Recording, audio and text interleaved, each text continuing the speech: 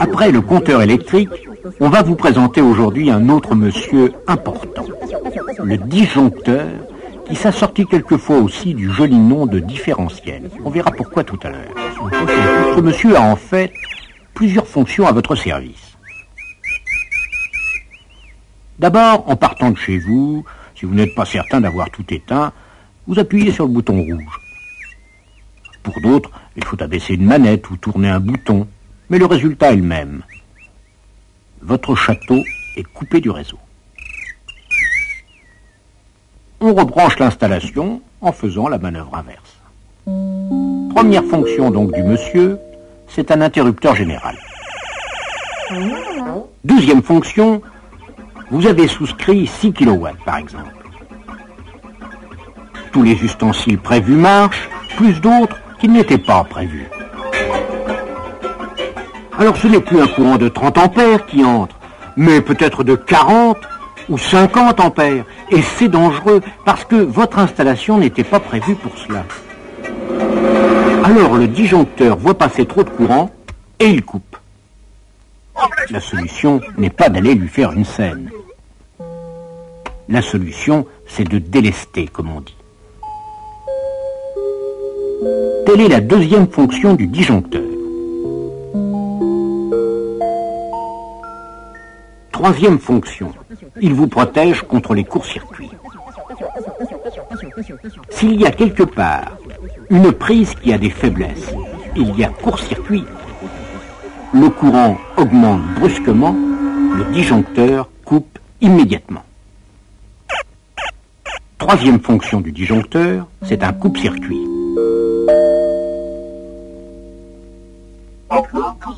La solution n'est pas là non plus d'aller lui faire une scène, c'est plutôt de chercher d'où vient le problème. Quatrième fonction, jusqu'à maintenant, on n'a dessiné que le courant qui entre, mais il est bien évident que chez vous, comme dans tous les circuits électriques, le courant qui sort est exactement égal au courant qui entre, en principe, car l'électricité convoite d'autres chemins.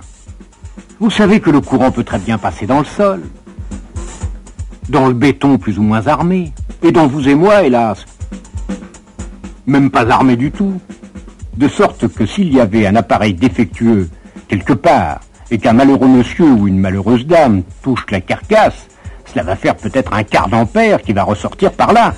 C'est pas grand-chose un quart d'ampère, mais quand ça passe dans quelqu'un, cela peut être très dangereux. C'est pour cela que les carcasses métalliques sont reliées à la terre par un troisième fil. Et en cas d'incident, le courant ressortirait par là. Et s'il y a du courant qui ressort par le sol, dans le disjoncteur, il y aura moins de courant qui sort que de courant qui rentre. Il sentira la différence et il va tout couper. Et c'est pour cela qu'on l'appelle différentiel. Quatrième fonction du disjoncteur, il détecte les fuites de courant. Mais comment fait-il, ce bon monsieur? Eh bien, tout cela est à base de relais, de bobinage, et peut paraître un peu compliqué. Mais le principe est simple.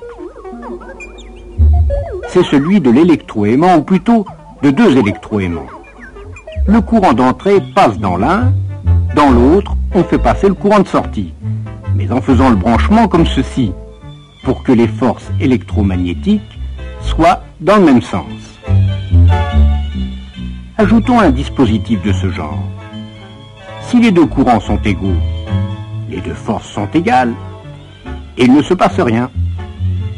Mais dès que l'un des deux courants est plus faible, les deux forces ne sont plus égales, et le circuit est coupé.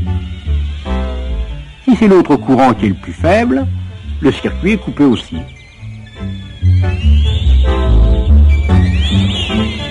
Protection contre les surintensités, protection contre les courts-circuits, protection contre toutes sortes d'accidents possibles.